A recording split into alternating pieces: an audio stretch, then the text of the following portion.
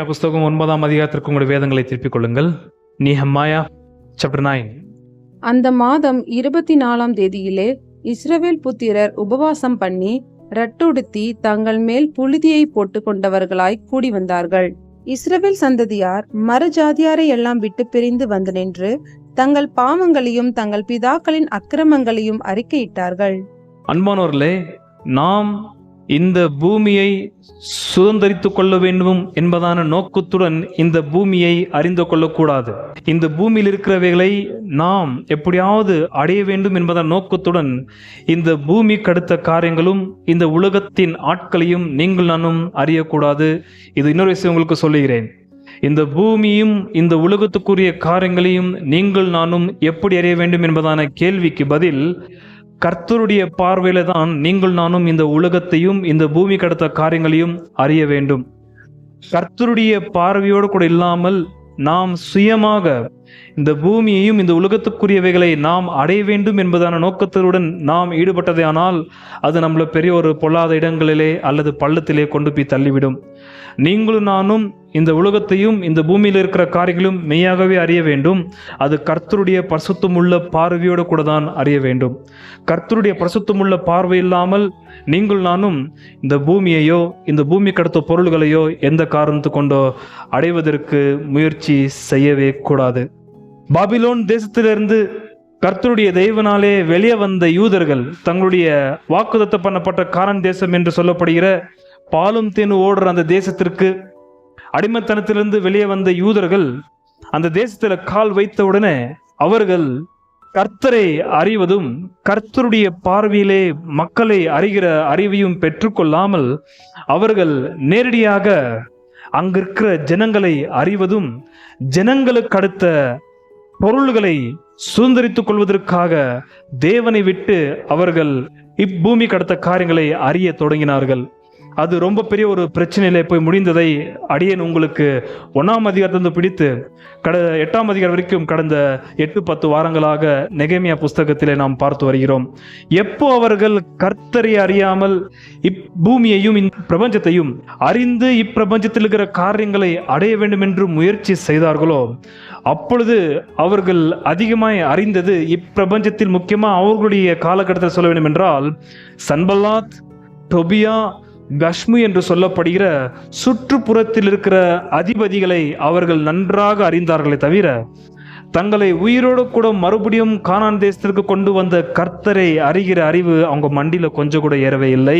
அந்த பக்கம் அவர்கள் கவனம் செலுத்தவே இல்லை. எப்போ கானான் தேசத்தில் அவர்கள் போய் வசிக்கத்தக்கதாகவும் கர்த்தர் தயவு பாராட்டினாரோ அவர்கள் அந்த சுற்றுப்புறத்தில் இருக்கிற கவர்னர்ஸ் என்று சொல்லப்படுகிற அதிபதிகள் சன்பல்லாத், டொபியா, கஷ்மு என்று சொல்லப்படுகிற அரபு ஆட்களுடைய அதிபதிகளை அவர்கள் அறிந்து அவங்களுடைய தயவு கிடைக்கவும் அவங்களுடைய பாதுகாப்பு கிடைக்கவும் அவங்களுடைய அறிவுக்குள்பட்டு அவர்களுக்கு இவர்கள் அடிமைகளானதை உங்களுக்கு கடந்த சில வாரங்களாக நெகேமியா புஸ்தகத்தை வைத்து அடின் அறிவித்துக் கொண்டு வருகிறேன். நெகேமியாவுக்கு நன்றாக புரிந்தது, இந்த மக்கள் இன்னும் மன ரீதியிலே மாறவே இல்லை, அவர்கள் கண்கள் இன்னும் சரியா இல்லை, அவங்களுடைய இருதயமும் இன்னும் சரியில்லை. ஏனென்றால் அவர்கள் கர்த்தரை அறிவதை பார்க்கிலும் சன்பல்லாத், டொபியா என்று சொல்லப்படுகிற தங்களுடைய சத்துருக்களை நன்றாக அறிந்து நெகேமியாவுக்கே விரோதமாய் சதித்திட்டம் போடத்தக்கதாக யூதர்கள் செயல்படுற அளவுக்கு அவர்கள் நன்றாக அறிந்திருந்தார்கள். ஆகையால் நன்றாக நெகேமியாவுக்கு தெரிந்தது 52 நாளுக்குள்ள மதிலை கட்டு முடிந்திருந்தாலும் அவர் வேகமாய் தன்னுடைய அரண்மனைக்கு போகத்தக்கதான வாய்ப்பு இருந்தாலும் நெகேமியா போகாமல் அங்கே தங்கியிருக்கிறதுக்கான காரணத்தை நான் உங்களுக்கு சொன்னேன். போன வாரம் கேப் இருக்கிறதுனால கொஞ்சம் உங்களுக்கு ஞாபகப்படுத்தி கொண்டிருக்கிறேன். அவருக்கு போக மனமில்லை. ஏனென்றால் இந்த யூதர்கள் சீக்கிரமாய் அபாஸ்டேட்ஸ் அல்லது விசுவாச துரோகிகளா மாறி அடேன்பட்ட பிரயாசம் எல்லாம் வீணாய் போகும் என்று அறிந்து மறுபடியும் இந்த மதில் இடிக்க வாய்ப்பு உண்டு என்று நெகேமியாவுக்கு நன்றாக தெரியும். காரணம் பிரச்சனை வந்து வெளியே இருக்கிற சத்துருக்கள் அல்ல, யூதர்கள். இன்னும் இவர்கள் சரியில்லாத ஒரு பட்சத்தில் இருக்கிறபடியால் நெகேமியாவுக்கு மதிலை விட்டு எருசலேமை விட்டு தன்னுடைய சொந்த அதாவது அரண்மனைக்கு போக அவருக்கு மனமில்லை. ஆகையால் நெகேமியா செய்த அற்புதமான ஒரு பெரிய வேலை என்னவென்றால் நெகேமியா போலவே ஒரு தெய்வ பயம் உள்ள ஒரு நபர் கிடைச்சது குறித்து உங்களுக்கு வெளிப்படுத்தினேன். 7ஆம் அதிகாரத்தில் 2வது நெகேமியா செஞ்சிருந்து அவரோட கூட இருக்கிற இன்னொரு நபர் எஸ்ரா என்பதான வேதத்தை கையாளுகிற ஆசாரியன், வேத பாரகன். இந்த ஆசாரனை வைத்து இந்த ஜனங்கள் எப்படியாவது கர்த்தரை அறிகிற அறிவுக்கு நேராக இவர்களை திருப்ப வேண்டும் என்று நியாயப்பிரமாணத்தை வாசிக்கவும், எபிரேய பாஷையில வாசித்தால் அங்கே யாருக்குமே புரியாது. அவர்கள் அரமேய பாஷை அறிந்தவர்களா இருக்கிறார்கள். ஆகையால் எபிரேய பாஷையில வாசிக்கும் பொழுது புரியாத பட்சத்தில் அக்கத்து பக்கத்திலும் லேவியர்களை வைத்து இவர் எபிரேய பாஷையில வாசிக்கும் பொழுது அதை மொழி பகிர்ந்து ஜனங்களுக்கு நியாயப்பிரமாணத்தில் இருக்கிற ரகசியங்களை புரிய வைத்ததை 8ஆம் அதிகாரத்தில் பார்த்து முடித்தோம். அப்படி 8ஆம் அதிகாரத்தில் அவர்கள் தங்களுடைய பாவமான நிலையை அறிந்து எக்காலத்தின் பண்டிகை என்று சொல்லப்படுகிற 7வது மாதம் யூதருடைய கேலண்டர் படி 7வது மாதம் 1 தேதியிலே எக்காலத்தின் சத்தம் அல்ல நாம் பார்ப்பது 8ஆம் அதிகாரத்தில் யூதருடைய அழுகையின் கண்ணீருடைய சத்தம். அவர்களுக்கு நியாயப்பிரமாணம் புரிந்தது. அது முடிந்த உடனே 15ஆம் தேதியிலிருந்து அதே 7வது மாதம் 15ஆம் தேதியிலிருந்து 22 வரைக்கும் நடக்க வேண்டிய கூடார பண்டிகை அவர்கள் ரொம்ப சந்தோஷமாக ஆர்ப்பரித்தார்கள். எப்படி அது முடிந்தது? 8:17. இந்த பிரகாரமாக சிறையிருப்பில் இருந்து திரும்பி வந்தவர்களின் சபையார் எல்லோரும் கூடாரங்களை போட்டு கூடாரங்களில் குடியிருந்தார்கள். இப்படியே நூனின் குமாரனாகிய யோசுவாவின் நாட்கள் முதல் அந்நாள் மட்டும் இஸ்ரவேல் புத்திரர் செய்யாதிருந்தது இப்பொழுது செய்தபடியினால் மிகுந்த சந்தோஷம் உண்டாயிருந்தது. யூதர்களுக்குள்ள பயங்கரமான சந்தோஷம், இதுக்கு முன்னாடி அவர்கள் அனுபவிக்காத பெரிய சந்தோஷத்தை கர்த்தர் அவர்களுக்கு ஏற்படுத்தினார். கூடார பண்டிகையை அனுசரிப்பது நிமித்தமாக இப்படி முதல் நாள் நடந்து பிடித்து 8 நாள் வரைக்கும் அவர்கள் கூடார பண்டிகையை அனுசரித்தார்கள். வசனம் 8:18. முதலாம் நாள் தொடங்கி கடைசி நாள் மட்டும் தினம் தினம் தேவனுடைய நியாயப்பிரமாண புஸ்தகம் வாசிக்கப்பட்டது. 7 நாள் பண்டிகையை ஆசரித்தார்கள். 8ஆம் நாளோவெனில் முறைமையின்படியே விசேஷித்த ஆசரிப்பு நாளாய் இருந்தது. இவ்விதமாய் அவர்கள் 8 நாள் கூடார பண்டிகையை ஆசரித்தார்கள். அப்ப 7வது மாதம் 22க்கு பண்டிகை எல்லாம் முடிஞ்சது.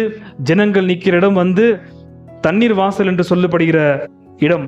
தண்ணீர் வாசலுக்கு வசனம் 3 சொல்லப்படுது பாருங்க, தண்ணீர் வாசல். அந்த தண்ணீர் வாசல் யூதர்கள் எல்லோரும் கூடி வந்தார்கள். பண்டிகை முடிந்தது. பண்டிகை முடிஞ்ச உடனே யூதர்கள் போயிருக்க வேண்டும். ஆனால் யூதர்கள் யாருமே போகவில்லை. 10ஆம் அதிகாரத்திலிருந்து ரொம்ப முக்கியம். இந்த 9ஆம் அதிகாரம் ரொம்ப அற்புதமான அதிகாரம். ஒட்டுமொத்த லேவியர்கள் ஆசாரியனா இருக்கிற எஸ்ரா தொடங்கி ஒட்டுமொத்த யூதர்களும் கம்பீரமாய் பாடி சொல்ற ஒரு பெரிய அழுகை நிறைந்த மனஸ்தாப்பட்டு மனம் திரும்புகிற ஒரு பாடல் தான் 9ஆம் அதிகாரத்தில் நாம் பார்க்கிறது. ஆகையால் இந்த வாரமும் அடுத்த வாரமும் நாம் பார்க்க போறது 9ஆம் அதிகாரம் தான். 9ஆம் அதிகாரம் 1ல பார்க்கும் பொழுது எந்த நாள்? 9:1. அந்த மாதம் 24ஆம் தேதியில இஸ்ரவேல் புத்திரர் உபவாசம் பண்ணி, எந்த தேதியிலே? 24ஆம் தேதியிலே. ஆனால் கூடார பண்டிகை எப்போ முடிஞ்சது? 22க்கு முடிஞ்சது. 22க்கு முடிஞ்ச உடனே அவர்கள் எல்லோரும் தங்களுடைய வீட்டுக்கு போக வேண்டியதா இருந்தது யூதர்கள். ஆனால் யாருமே அவங்க வீட்டுக்கு போகாமல் மறுபடியும் எல்லோரும் கூடி வருகிறார்கள். எதற்காக என்பதான கேள்விக்கு வசனம் 1, அந்த மாதம் 24ஆம் தேதியிலே இஸ்ரவேல் புத்திரர் உபவாசம் பண்ணி ரட்டுடுத்தி தங்கள் மேல் புழுதியை போட்டு கொண்டவர்களாய் கூடி வந்தார்கள். எல்லாரும் உபவாசம் எடுத்து ரட்டுடுத்தி சாம்பல் தலைமையில போட்டுக்கின்னு யூதர்கள் எல்லோரும் கூடி வந்தார்கள். இந்த ஒரு செயல் அவங்க எப்ப பண்ணிருக்கோம்னாக்கா, பாவ நிவாரண நாள் என்று சொல்லப்படுகிற தி டே ஆஃப் அட்டோன்மெண்ட், அதே மாதம் 10ஆம் தேதியில் நடக்க வேண்டியது பண்ணிருக்கணும். ஆனால் 10ஆம் தேதி அவர்கள் அனுசரித்தார்களா தெரியல. 1ஆம் தேதி அவர்கள் எக்கால பண்டிகை என்று அழுதார்கள். மறுபடியும் கூடார பண்டிகை 15லிருந்து 22 வரைக்கும் அவர்கள் அனுசரித்தார்கள். 10ஆம் தேதியில் இருக்கிற அந்த ஒரு பாவ நிவிருத்தி நாள் என்று சொல்லப்படுகிறது டே ஆஃப் அட்டோன்மெண்ட் என்பதான பண்டிகை அல்ல. அது கூடி வந்து அவர்கள் தாழ்த்தி பாவங்களை நிமித்தமாக அழுது புலம்பி இங்கே செய்ய வேண்டிய காரியங்களை அவர்கள் 10க்கு செஞ்சிருக்கணும். ஆனால் அவர்கள் 10ஆம் தேதி செய்யவில்லை. மாறாக 24ஆம் தேதி என்று சொல்லப்படுகிற அதே மாதத்தில் கூடி வந்து அந்த காரியங்களை செய்கிறார்கள். வசனம் 2, இஸ்ரவேல் சந்ததியார் மறுஜாதியாரை எல்லாம் விட்டு பிரிந்து வந்து நின்று தங்கள் பாவங்களையும் தங்கள் பிதாக்களின் அக்கிரமங்களையும் அறிக்கையிட்டார்கள்.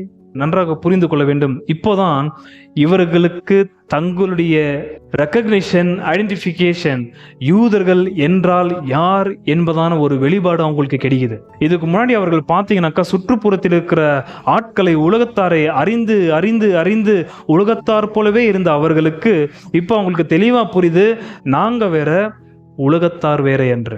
எங்களுடைய பழக்க வழக்கங்கள் வேற, அவங்களுடைய பழக்க வழக்கங்கள் வேற என்று. உலகத்தாருடைய பழக்க வழக்கங்கள் தாங்கள் இஸ்ரவேல் சந்ததியார், சேன வார்த்தை சீர், இஸ்ரவேலுடைய வித்திலிருந்து வந்தவர்கள் நாம், அதாவது உடன்படிக்கையின் மக்கள் நாம் என்பதான வெளிப்பாடு யூதர்களுக்கு வசனம் 2ல தான் தெளிவு உண்டாகிறது. ஆகையால் இந்த ஒரு பரிசுத்தமுள்ள தங்களுடைய ரெட்டுடுத்தி உபவாசத்தோட அவர்கள் பாவங்களை அறிக்கையிடத்தக்கதாக சாம்பல போட்டு இருக்கிற இந்த ஒரு விஷயத்துல உலகத்தாரை உள்ள சேர்க்கவில்லை. வசனம் 2, இஸ்ரவேல் சந்ததியார் மறு ஜாதியார் எல்லாம் விட்டு பிரிந்து வந்து நின்று தங்கள் பாவங்களையும் தங்கள் பிதாக்களின் அக்கிரமங்களையும் அறிக்கையிட்டார்கள். நன்றாக புரிய வேண்டும் உங்களுக்கு இந்த விஷயம். அவர்கள் கூடி வந்து தங்களுடைய பிதாக்களுடைய அக்கிரமங்களையும் தங்களுடைய பாவங்களையும் அறிக்கையிடுகிறார்கள். இது எப்ப அறிக்கையிட்டு இருக்கணும்? 10ஆம் தேதி. ஆனால் நடக்கிற சம்பவம் 24ஆம் தேதி. எனக்கு ஒரு பாவ நிவிருத்தி நாள் என்று சொல்லப்படுகிற த டே ஆஃப் அட்டோன்மெண்ட் என்ற நாளை இவர்கள் அனுசரித்தார்களா இல்லை அதை அப்படியே தாண்டி வந்துட்டாங்களான்னு தெரியல. ஆக மொத்தத்தில் 10ஆம் தேதி நடக்க வேண்டிய அந்த ஒரு செயல்களை அவர்கள் 24ஆம் தேதி என்று வைக்கிறார்கள். தங்களுடைய பாவங்களையும் தங்களுடைய பிதாக்களுடைய பாவங்களையும் நன்றாக புரிஞ்சுன்னு உங்களுக்கு தெளிவாக புரிஞ்சது. இஸ்ரவேல் என்று சொல்லப்படுகிற ஒரு மனுஷனை கொண்டு கர்த்தர் ஏற்படுத்தின இந்த தேசம் வேற, சுற்றுப்புறத்தில் இருக்கிற தேசம் வேற. நாம் அவர்கள் அறிய வேண்டியது நம்மோடு கூட உடன்படிக்கை செஞ்ச நம்முடைய கர்த்தரை அறிய வேண்டும். நீங்கள் இந்த விஷயத்தை தெளிவாக புரிந்து கொள்ள வேண்டும். சத்தியத்தை அறிவீர்கள், சத்தியம் உங்களை விடுதலையாக்கும். நீங்கள் எந்த அளவுக்கு சத்தியத்தை அறிகிறீர்களோ அந்த அளவுக்கு உலகத்தையும் உலக பொருள்களையும் சத்தியமுள்ள கர்த்தருடைய பார்வையிலே நாம் பார்க்கலாம். கர்த்தரும் உலகத்தை பார்க்கிறார். ஆண்டவர் இயேசு கிறிஸ்துவும் தேவகுமாரன் உலகத்தில் வந்தார், உலக மக்களை நேசித்தார், உலகத்தோரோடு கூட சஞ்சரித்தார். ஆனால் அவருடைய போக்கு, அவருடைய பார்வை, அவருடைய செயல் உலகத்தாரோடு கூட இருந்தது, பரிசுத்தமா இருந்தது. அதே போலத்தான் நம்முடைய பார்வையும் நம்முடைய செயலும் நம்முடைய போக்கும் இருக்க வேண்டும். இல்லாவிட்டால் தப்பாயிடும். அதற்கு கர்த்தரை அறிய வேண்டும், சத்தியத்தை அறிய வேண்டும். அது ரொம்ப தெளிவாய் சொன்ன வார்த்தை. சத்தியத்தை நீங்கள் அறிந்தால் சத்தியம் உங்களை விடுதலையாக்கும். எப்படி என்பதை உங்களுக்கு கீழே போகும்போது அடியேன் வெளிப்படுத்த விரும்புகிறேன். இவர்களுக்கு புரிஞ்சது இவனுடைய பூர்வ பிதாக்கள் யார்? ஆபிரகாம், ஈசாக்கு, யாக்கோப் என்று. என்றால் இவர்கள் வாசித்துக் கொண்டிருக்கிறது, இப்போ கீழே வாசிக்க விரும்புகிறேன். இவர்கள் வாசித்துக் கொண்டிருப்பது நியாயப்பிரமாணம். 9ஆம் அதிகாரத்தில் அவங்க பாடுற பாடல், அழுகையோடு கூட மனசாப்பட்டு மனம் திரும்பி பாடுற பாடல் தான் 9ஆம் அதிகாரத்தில் இருக்கிறது. எப்படி அற்புதமாய் பாடுறாங்கிறத எந்த அளவுக்கு அதுல கர்த்தருடைய வார்த்தை அடங்கிய ஒரு பாடலாகுது என்பதை கவனித்து பார்க்க வேண்டும். சபையில் அப்படிதான் பாட வேண்டும். பாவங்கள் அறிக்கையிடத்தக்கதாக அவர்கள் கூடி வருகிறார்கள். வசனம் 3, அவர்கள் எழுந்திருந்து, நன்றாக கவனிங்கள் எப்படி செய்யறாங்கன்றது, எழுந்திருந்து தங்கள் நிலையில் நின்றார்கள். அப்பொழுது ஒரு ஜாமம் மட்டும் அவர்களுடைய தேவனாகிய கர்த்தரின் நியாயப்பிரமாண புஸ்தகம் வாசிக்கப்பட்டது. ஒரு ஜாபம் என்றால் 3 மணி நேரம். இங்க பிரசங்கமே 1 to 1.5 மணி நேரம் தான். அங்க 3 மணி நேரம் ரெட்டு உடுத்தி, கோணி உடுத்தி, சாம்பலை போட்டுக்குன்னு அவர்கள் உபவாசத்தோடு கூட இருக்கிறார்கள். எல்லாரும் எழுப்பி நிற்கிறாங்க. ஏன்? எஸ்ரா வராரு. எஸ்ரா பக்கத்துல 8 பேர் இருக்கிறாங்க. எஸ்ரா எப்ரே பாஷையிலே உபாகமம் வாசித்தாரா அல்லது ஆதியாகமத்திலிருந்து வாசின்னு வந்தாரான்னு தெரியல. ஆனா 3 மணி நேரம் அவர் அப்படியே கேப் விடாம வாசின் பையனா இருக்கிறாரு. மோசையுடைய நியாயப்பிரமாணத்தை வாசிக்கும் பொழுது ஜனங்கள் கேட்கத்தக்கதாக ஜனங்கள் கனத்தோட மதிப்போடு எழுப்பி நிற்கிறார்கள். ஒரு ஜாமம் என்று சொல்லும் பொழுது 3 மணி நேரம் வெறும் நியாயப்பிரமாணத்தை வாசித்தது. அற்புதமான சீன் இது. கீழே வசனம் 3, அவர்கள் எழுந்திருந்து தங்கள் நிலையில் நின்றார்கள். அப்பொழுது ஒரு ஜாமம் மட்டும் அவர்களுடைய தேவனாகிய கர்த்தரின் நியாயப்பிரமாணம் புஸ்தகம் வாசிக்கப்பட்டது. பின்பு ஒரு ஜாமம் மட்டும், அடுத்த 3வது மணி நேரம் கவனிங்கள். முதல் 3 மணி நேரம் நியாயப்பிரமாணத்தை வாசித்தார். எல்லோரும் அந்த வாசித்த நியாயப்பிரமாணத்தை காது கொடுத்து கேட்டு நிற்கிறாங்க. இன்னொரு 3 மணி நேரம் என்ன செய்யறாங்க? பின்பு ஒரு ஜாமம் மட்டும் அவர்கள் பாவ அறிக்கை பண்ணி தங்கள் தேவனாகிய கர்த்தரை பணிந்து கொண்டார்கள். அடுத்த 3 மணி நேரம் என்ன? அப்ப அவங்களுடைய சர்வீஸ் மணி நேரம் எவ்வளோ? 6 மணி நேரம். 6 மணி நேரம். 3 மணி நேரம் வரை வசனம் வாசிப்பது, 3 மணி நேரம் கேட்ட சத்தியத்தின்படி அந்த வார்த்தை அவர்கள் உள் வாங்கினபடியால் விசுவாசத்தின் கிரியை காண்பிக்கிறார்கள், பாவங்கள் அறிக்கையிடுகிறார்கள், அதுக்கப்புறம் கர்த்தரை பணிந்து கொள்கிறார்கள், ஆராதிக்கிறார்கள். 6 hours. அதான் தான் அவங்களுக்கு பாலும் தேனும் ஓடுற தேசம். நம்ம 6 நிமிஷம் கூட முழங்கால நிக்கிறது இல்லை. ஆனா பாலும் தேனும் தேசம் ஓடுறது வேணும். கவனிக்கணும். யூதர்கள் எல்லோரும் பாவங்களை அறிக்கிட்டு கர்த்தரை ஆராதிக்க ஆரம்பிக்கும் பொழுது 8 லேவியர்கள் அங்க நிக்கிறாங்க. அந்த 8 லேவியர்கள் கர்த்தருடைய நாமத்தை கூக்குரலிட கத்த ஆரம்பிக்கிறார்கள். அங்க சத்தியத்தை கேட்டபடியே அந்த லேவியர்கள் அந்த சத்தியத்துக்கு ஏத்த தோரணையை ஜனங்களுக்கு காண்பித்துக் கொண்டிருக்கிறார்கள். இங்க அடியன் பிரசங்கம் பண்ணி கொண்டு எப்படி சத்தியத்தை புரிய வைத்துக் கொண்டிருக்கிறோனோ அதே போல அங்க எஸ்ரா வாசிக்க மொழி பெயர்க்க அதுல 8 பேர் லேவியர்கள், குறிப்பிட்ட பேர் கீழே சொல்லப்படுது. 8 பேர் சத்தமாய் கர்த்தருடைய நாமத்தை சொல்லி கத்த ஆரம்பிக்கிறார்கள். அது எல்லா யூதர்களும் பார்த்துட்டு இருக்காங்க. வசனம் 5 வாசிக்கிறேன், கவனிங்கள். 15 வரைக்கும் பார்க்கணும் என்று நினைச்சேன். ஆனா 15 அடினால கொண்டு போக வாய்ப்பில்லை.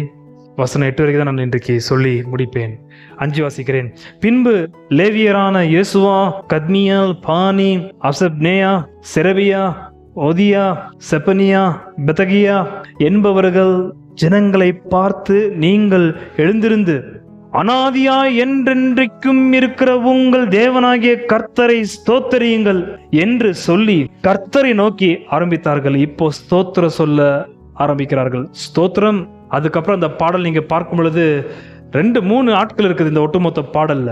ஒன்னு கர்த்தர், ரெண்டாவது இவங்களோட பூர்வ பிதாக்கள், மூணாவது இவர்கள். இந்த 9ஆம் அதிகாரத்தில் இருக்கிற அந்த பாடல்ல 3 ஆட்கள் தான் அடங்கியிருக்கிறார்கள். கர்த்தர், பூர்வ பிதாக்கள், இவங்களோட பூர்வ பிதாக்கள், அடுத்து யூதர்கள். சொல்றாங்க, எல்லாரும் எழுமி நில்லுங்கள், எழுமி நின்று கர்த்தரை, அவருடைய நாமத்தை ஆர்ப்பரித்து ஸ்தோத்திரியுங்கள். இப்ப அந்த நாமத்தை மாத்திரம் இன்றைக்கு நான் உங்களுக்கு வெளிப்படுத்த விரும்புகிறேன். இந்த அறிவுதான் யூதர்கள் மறந்து போனார்கள் நியாயப்பிரமாணத்திலிருந்து. அட்லீஸ்ட் நமக்கு இருக்குதான் பார்க்க வேண்டும். கர்த்தர் தம்முடைய நாமத்தை ஜனங்களுக்கு எப்படியாவது அறிவிக்க வேண்டும் என்று அவர் அநேக முகாந்திரங்களிலே அறிமுகப்படுத்தியிருக்கிறார். தம்முடைய பெயரை, அவர் பேர் தான் இங்க ரொம்ப பெரிய ஹைலைட். வசனம் 5, கர்த்தரை ஸ்தோத்திரியுங்கள் என்று சொல்லி கர்த்தரை நோக்கி, எந்த ஸ்துதி ஸ்தோத்திரத்துக்கும் மேலான உம்முடைய மகிமையுள்ள நாமத்துக்கு ஸ்தோத்திரம் உண்டாவதாக. நாமம் யாருடைய நாமம்? தேவனுடைய நாமம். எல்லா நாமத்திற்கும் உயர்ந்த நாமம். இது இயேசுநாதருக்கு கொடுத்த பட்டம். யாரு? பிதாவாகிய தேவன். பிலிப்பியர் 2ஆம் அதிகாரத்துல உயர்ந்த நாமம். பூமியில இருக்கிற ஆட்களுக்கும் அதுக்கப்புறம் தூதர்களுக்கு இருக்கிற பெயர்கள், எல்லாருக்கும் ஒரு கன பொருந்தின பெயர்கள் உண்டு. அப்போஸ்தலர் என்று சொன்னால் கன பொருந்தினவர்கள் அவர்கள். எல்லா நாமத்திற்கும் உயர்ந்த நாமம் என்று வேதத்தில் பார்த்தால் அது கர்த்தருடைய நாமம் ஒண்டிதான். அந்த நாமத்திற்கு ஸ்தோத்திரம் உண்டாவதாக. கர்த்தர் அந்த நாமத்தை யூதர்களுக்கு எப்படி வெளிப்படுத்தினார், என்னென்று வெளிப்படுத்தினார் அல்ல, எப்படி வெளிப்படுத்தினார்ன்றதான் விஷயம். என்னென்பதான கேள்விக்கு பதில் சொன்னா போதும், டெபினிஷன், அர்த்தம் சொன்னா போதும். கர்த்தர் வெறும் தம்முடைய பெயரை அர்த்தத்தை மாத்திரம் சொல்லவில்லை, தம்முடைய பெயரை செயலில் காண்பித்தார். அதான் வசனம் 8 முடியுது. நாங்க நிறுத்த விரும்புகிறேன், ஏன்னா கீழே போவதற்கு நேரம் பத்தாது. அந்த நாமத்தை அவர் எப்படி வெளிப்படுத்தினார்? வசனம் 6, நீர் ஒருவரே கர்த்தர். என்ன அந்த நாமம்? நீர் ஒருவரே கர்த்தர். எல்லா நாமங்களிலும் உயர்ந்த ஸ்துதி ஏறெடுக்கத்தக்க நாமம் எந்த நாமம்? கர்த்தர். வார்த்தை நன்றாக கவனிங்கள். நீர் ஒருவரே கர்த்தர். நீர் வானங்களையும் வானாதி வானங்களையும் அவைகளுடைய சர்வ சேனைகளையும் பூமியையும் அதில் உள்ள எல்லாவற்றையும் சமுத்திரங்களையும் அவைகளில் உள்ள எல்லாவற்றையும் உண்டாக்கினீர். அவைகளை எல்லாம் நீர் காப்பாற்றுகிறீர். வான சேனைகள் உம்மை பணிந்து கொள்கிறது. என்ன புரிஞ்சுத வசனம் 6ல? நன்றாக கவனிக்கணும். What the Lord created each டே. 6 நாள்ல ஆண்டவர் ஒரு நாள் என்ன சுஷ்டித்தாரு, உருவாக்குனான்றது இப்போ நீங்க எனக்கு சொல்லணும். நான் ஃபர்ஸ்ட் வாசிக்கிறேன் 6. ஒன் மோர் டைம் கொஞ்சம் அப்சர்வ் பண்ணுங்க. இது ஏன் நான் இவ்வளவு சொல்றேன்னாக்கா கீழே போது பாருங்க மேட்ரு. அற்புதமான விஷயங்கள் இங்க சொல்றது. அவர்கள் யாதியாகமம் வாசிருக்கிறாங்க. ஜெனிசிஸ் யாரு? நியாயப்பிரமாணத்துல முதல் புத்தகம் எது? ஆதியாகமம். அதுல 1ஆம் அதிகாரம் 2ஆம் அதிகாரம் 3ஆம் அதிகாரம் வாசிட்டாங்க. 1ஆம் அதிகாரம் 2ஆம் அதிகாரத்துடைய சரக்கு இங்க சொல்லிட்டாங்க. ஆனா 3ஆம் அதிகாரத்துல இருக்கிற மையான சரக்கு கீழே சொல்ல விட்டுறாங்க. ஸ்ட்ரைட்டா ஆபிரகாம்ட்ட ஜம்ப் ஆயிடுறாங்க. இப்ப அங்கதான் நான் போக விரும்புகிறேன். ஆல்ரைட். வசனம் 6, நீர் ஒருவரே கர்த்தர். நீர் வானங்களையும் வானாதி வானங்களையும் அவைகளுடைய சர்வ சேனைகளையும் பூமியையும் அதிலுள்ள எல்லாவற்றையும் சமுத்திரங்களையும் அவைகளில் உள்ள எல்லாவற்றையும் உண்டாக்கினீர். அவைகளை எல்லாம் நீர் காப்பாற்றுகிறீர். வான சேனைகள் உம்மை பணிந்து கொள்கிறது. What is first day creation? முதல் நாள் கர்த்தர் வெளிச்சத்தை உண்டாக்கினார்.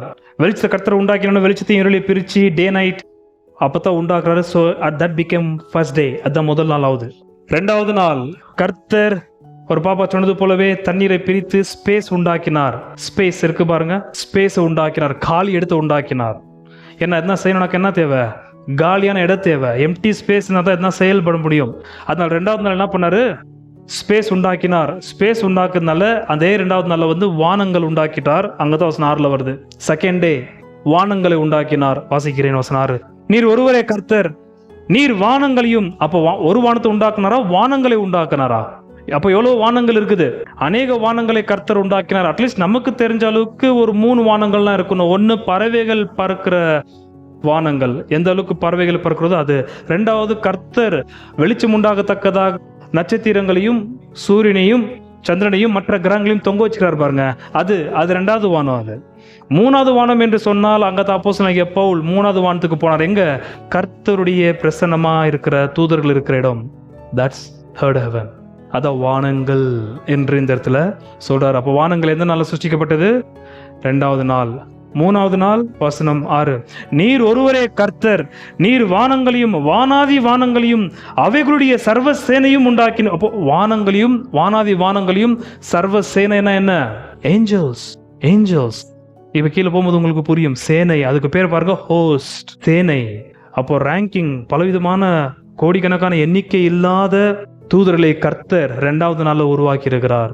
3rd day வசனம் 6, நீர் ஒருவரே கர்த்தர், நீர் வானங்களையும் வானாதி வானங்களையும் அவைகளுடைய சர்வ சேனைகளையும். அடுத்த வார்த்தை என்ன வருது பாருங்க? பூமியையும். அப்ப செகண்ட் என்ன வருது? பூமியை கர்த்தர் எப்போ உண்டாக்கினார்? 3rd day. கர்த்தர் ஜலத்தையும் வட்டாந்தரம் என்று சொல்லப்படுகிற பூமியையும் பிரித்தார். அப்ப அதுக்கு முன்னாடி பூமி எதுக்குள்ள இருந்தது? தண்ணீருக்குள்ளாக இருந்தது. எல்லாத்தையும் ஒரே இடத்துல பிரிக்கிறாரு. அப்பதான் 3வது நாள் பூமி வருது. பூமி வந்த பிறகுதான் பிளான்ட்ஸ், ட்ரீஸ். அது 3rd day. அவங்க பாருங்க வாசிச்சு இருக்கிறாங்க. அடுத்து பூமியையும் அதில் உள்ள எல்லாவற்றையும், அடுத்தது என்ன? சமுத்திரங்களையும் அவைகளில் உள்ள எல்லாவற்றையும். சமுத்திரங்கள் இருக்கிறத கர்த்தர் எப்போ உருவாக்கினார்? 5th day. சமுத்திரங்களில் இருக்கிற மச்சங்களையும் கர்த்தர் உண்டாக்கினார். வானத்துல பறக்கிற பறவைகளையும் கர்த்தர் 5வது நாள் உருவாக்கினார். 4வது நாள் மாதங்களையும் வாரங்களையும் பிரிக்கத்தக்கதாக வானத்துல சுடர்களை கர்த்தர் உண்டாக்கினார். அது 4வது நாள்.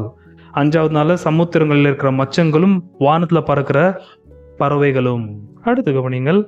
அவைகளுள்ள எல்லாவற்றையும் உண்டாக்கினீர், அவைகள் எல்லாம் நீர் காப்பாற்றுகிறீர். நன்றாக கவனிக்கணும். எதற்காக 4வது நாள் வெளிச்சத்தை பத்தி சொல்லுங்க? எனக்கு எல்லாவற்றையும் காப்பாற்றத்தக்கதாக கர்த்தர் வச்சிருக்குதுன சூரியனை. அவை எல்லாவற்றையும் உயிரிட நீர் படைத்தது மாத்திரமல்ல, அவைகள் உயிரிட கூட வாழத்தக்கதாக நீர் வெளிச்சத்தை வைத்திருக்கிறீர். வெளிச்சம்னாக்கா ஒரு ஜீவியம் வாழாது. காப்பாற்றுகிறீர். வான சேனைகள் உம்மை பணிந்து கொள்கிறது. யார் வான சேனைகள்? யார் வான சேனைகள்? தூதர்கள்.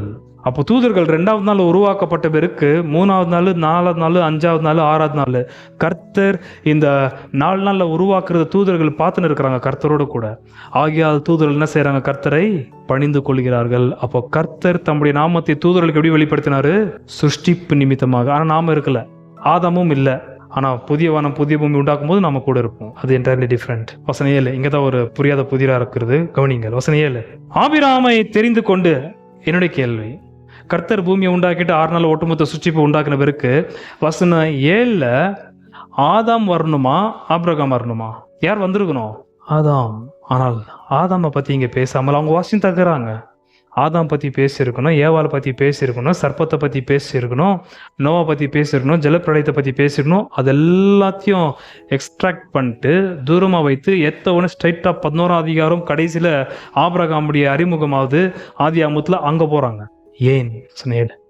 ஆபிராமை தெரிந்து கொண்டு அவனை ஊர் என்னும் கல்தியரின் பட்டணத்திலிருந்து புறப்பட பண்ணி அவனுக்கு ஆபிரகாம் என்னும் பெயரிட்ட தேவனாகிய கர்த்தர் நீர். முதலாவது கர்த்தருடைய பேரை பத்தி சொன்ன பிறகு கர்த்தர் ஆபிரகாமுக்கு, நோவாவுக்கு கர்த்தர் பேர் வைக்கல. புரியுதா? ஆதாமுக்கு கர்த்தர் பேர் வச்சார், அவனை பத்தி இங்க போடல. ஆனால் அப்ரம் என்று சொல்லப்படுகிற பேருடைய அவருக்கு ஆபிரகாம் ஹா என்பதான ஒரே ஒரு எழுத்தை போட்டு அந்த பேரை கொஞ்சம் எக்ஸ்டெண்ட் செய்கிறார். 11ஆம் அதிகாரம் 12ஆம் அதிகாரம் கர்த்தர் கல்தேர் ஊர்ல இருந்து ஆபிரகாம் அழைத்த சம்பவம் மற்ற அதிகாரமும். அதுக்கப்புறம் அவனுடைய பேரை மாத்திந்து 17ஆம் அதிகாரம் ஆதியாகம். பாருங்க, கரெக்டா சீக்வன்ஸ் போகுது. ஆனா சிலது விட்டுன்னு போயினாக்குறாங்க, எடுக்கிறதுல. ஏன் இவ்வளவு பேசிட்டு வராங்க? 7, ஆபிராமை தெரிந்து கொண்டு அவனை ஊர் என்னும் கல்தியரின் பட்டணத்திலிருந்து புறப்பட பண்ணி அவனுக்கு ஆபிரகாம் என்னும் பெயரிட்ட தேவனாகிய கர்த்தர் நீர். அங்க நிப்பாட்டவில்லை. 8, அவன் இருதயத்தை உமக்கு முன்பாக உண்மையுள்ளதாக கண்டு கானானியர், ஏத்தியர், எமோரியர், பெரிசியர், எபூசியர், கிர்காசியருடைய தேசத்தை அவன் சந்ததிக்கு கொடுக்கும்படி அவனோடு என்ன வார்த்தை? உடன்படிக்கை பண்ணி உம்முடைய வார்த்தைகளை நிறைவேற்றினீர். நீர் நீதி உள்ளவர். அங்கதான் நான் சொல்லி முடிக்க விரும்புகிறேன். கர்த்தர் நோவாவோட கூட உடன்படிக்கை செய்தார். ஆனா கர்த்தர் நோவாவோட கூட உடன்படிக்கை செய்யும் பொழுது வெறும் நோவாவோட கூட பர்சனலா உடன்படிக்கை செய்யவில்லை. ஜனங்களோடு கூடும், பறவைகளோடு கூடும், பூமியில் நடமாடும் ஜந்துக்களோடு கூடும் கர்த்தர் உடன்படிக்கை வைத்தார். மறுபடியும் நான் இந்த சிருஷ்டிப்பை அழிக்க மாட்டேன் என்று வானத்துல அவருடைய வானவில்லை அடையாளம் வைத்தார். அது உடன்படிக்கை தான் செஞ்சார். ஆனா நோவா கிட்ட மாத்திரம் இல்லை. ஆனால் 11ஆம் அதிகாரம் 12ஆம் அதிகாரம் நீங்கள் வரும் பொழுது கர்த்தர் ஆபிரகாமோடு கூட உடன்படிக்கை செய்கிறார். உடன்படிக்கை செய்து ஆபிரகாமுக்கு அபிரகாம் என்பதான பெயரை தருகிறார். அங்கதான் பாயிண்ட். அப்ராம் ஃபாதர், அபிரகாம் திரளான ஜனங்களுடைய பிதா.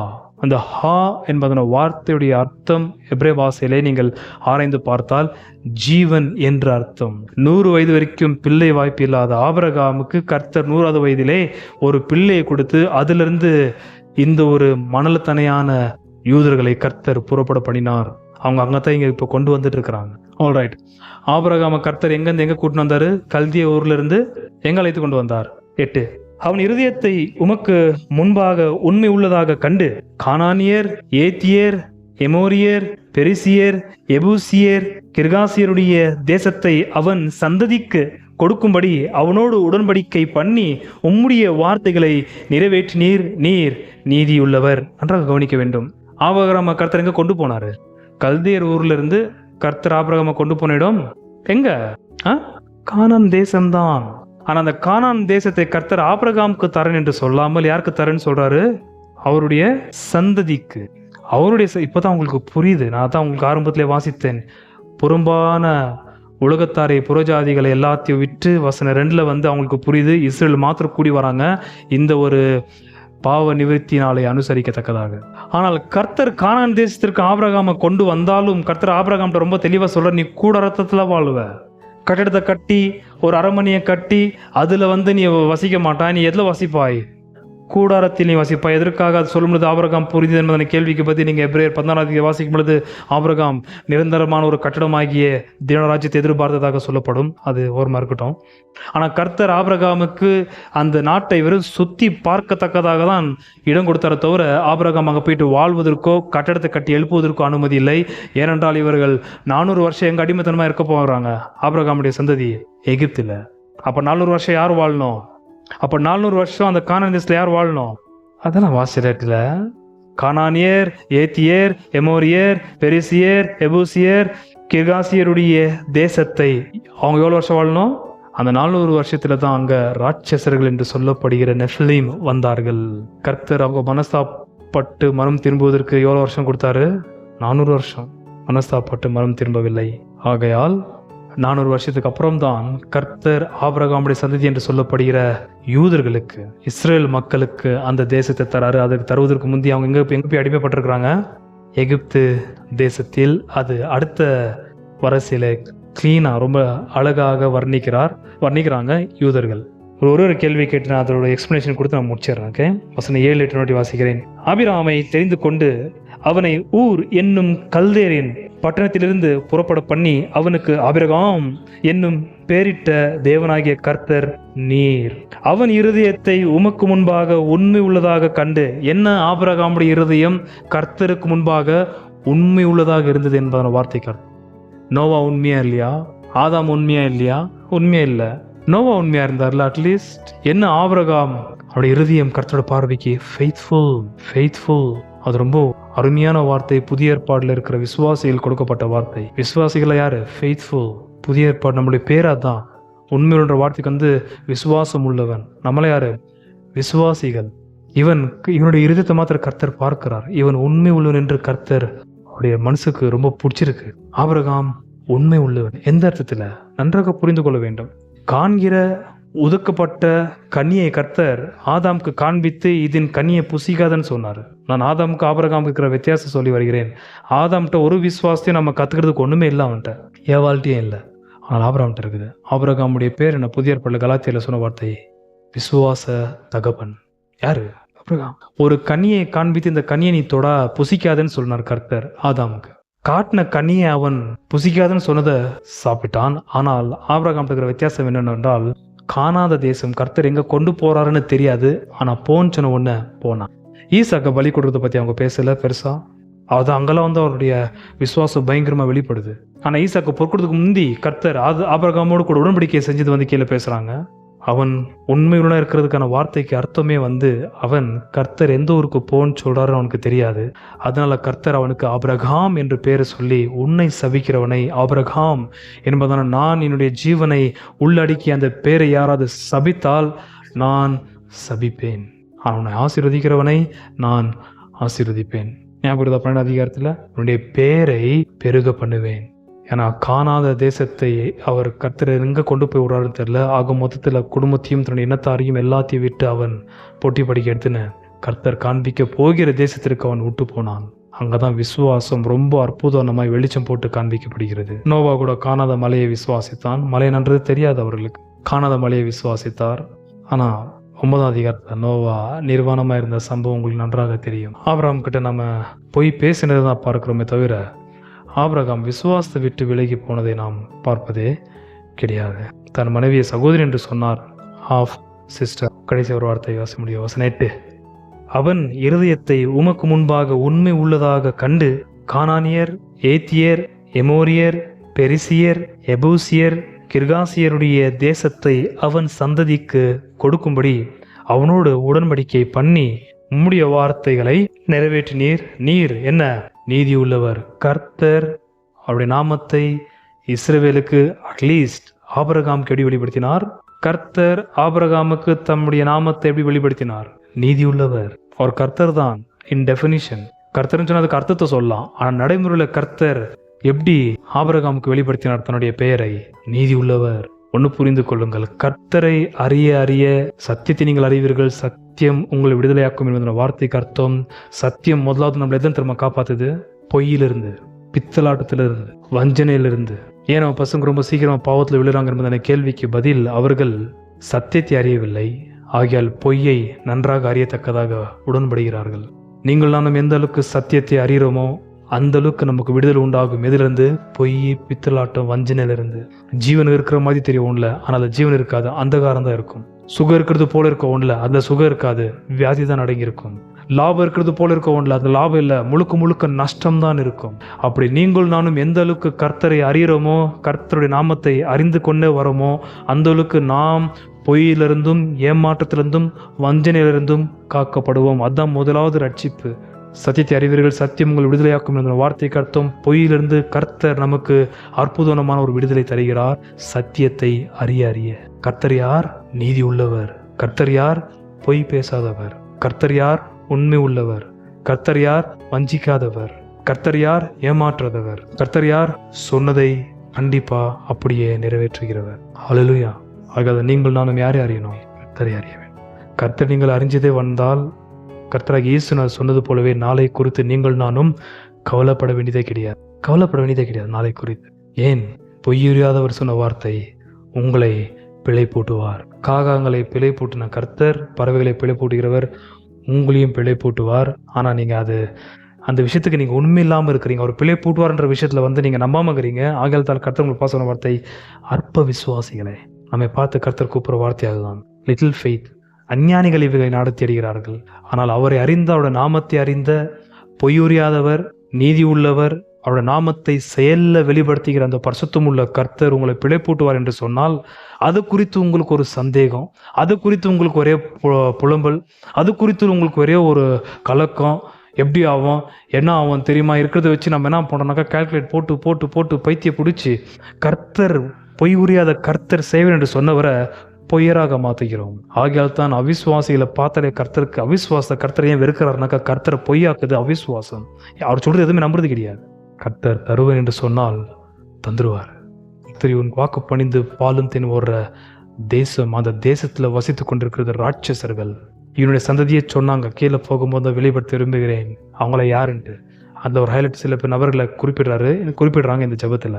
வெட்டுக்கிளிகள் போல் இருக்கிறோம் இவர்களுக்கு முன்பதாக என்று இதே யூதர்கள் தான் இங்கே வசித்து கொண்டிருக்கிற ராட்சசர்களை பார்த்து சொன்ன வார்த்தை. ஆனால் கூட ஒருவர் எப்படிப்பட்டவர்னு தெரியல அவங்களுக்கு. ஆகையால் அன்பானவர்களே, இந்த நீதிபரராக இருக்கிற நம்முடைய வாழ்க்கையிலே, உங்களுடைய தனிப்பட்ட வாழ்க்கையிலே கர்த்தர் தம்முடைய நாமம் எப்படிப்பட்டது என்பது சொல்லி புரிய வைக்க மாட்டார், செயலை காண்பிக்க விரும்புகிறார். அதற்கு ஒரே ஒரு விஷயம் நீங்கள் நானும் செய்யணும். என்ன? ஆபிரகாம் போல உண்மை உள்ளவர்களாக இருக்கணும். என்ன வார்த்தை? விசுவாசிகளாக இருக்கும். கர்த்தர் நீங்கள் நான் விசுவாசித்தால் என்ன செய்ய மாட்டோம்? பாவம் செய்ய மாட்டோம்.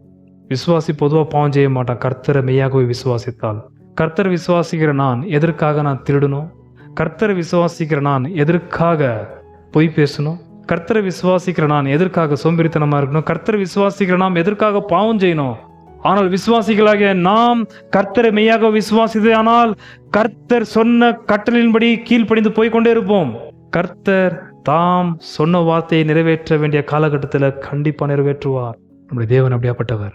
அவர் தம்முடைய நாமத்தை அவரை அறிகிற விசுவாசிகளுக்கு நடைமுறையிலே வெளிப்படுத்துகிறவர். அவர் கர்த்தர் நீதிபரர். கீழே இன்னும் ரொம்ப ஒருத்தருடைய பேர் எப்படி அவர் வெளிப்படுத்தினார். கன்றுக்குட்டி உண்டாக்கும் பொழுது கர்த்தர் தம்முடைய நாமத்தை எப்படி வெளிப்படுத்தினார் கீழே சொல்லுவாங்க. எப்பெல்லாம் இவங்க உடன்படிக்கை விட்டு அவிசுவாசத்தின் பாவத்தில் ஈடுபடுறாங்களோ அப்போதெல்லாம் கர்த்தர் எப்படிலாம் தன்னுடைய நாமத்தை வெளிப்படுத்தினார் என்று கீழே சொல்லப்படும். ஆகையால் சத்தியத்தை அறியுங்கள். நம்முடைய பிள்ளைகளும் சத்தியத்தை அறிய வேண்டும். அறிய அறிய அறிய அவர்கள் மோச நாசத்திலிருந்தும் வஞ்சனையிலிருந்தும் பொய் பித்தலாட்டத்திலிருந்தும் நம்முடைய பிள்ளைகள் காக்கப்படுவார்கள். ஹல்லேலூயா.